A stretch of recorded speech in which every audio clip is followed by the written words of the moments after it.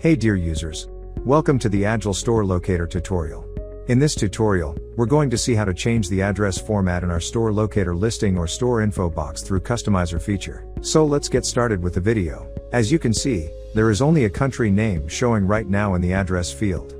Let's suppose we need to add postal code, city, and state name. To customize the address format, we'll need to go to ASL settings under Agile Store Locator Plugin. To customize the address format, go to the Customizer tab. Now you have to choose which template you want to modify. In this particular case, we'll edit template 0.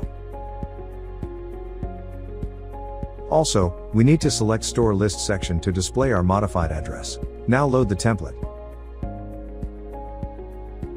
Just below the HTML italic tag, you can see the country code.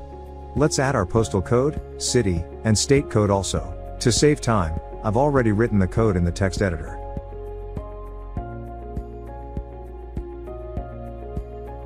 Let's copy the code and paste it into the template editor.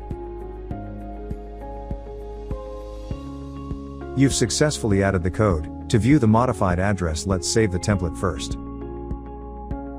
Let's go to the Store Locator template page and see whether we've successfully added our address or not.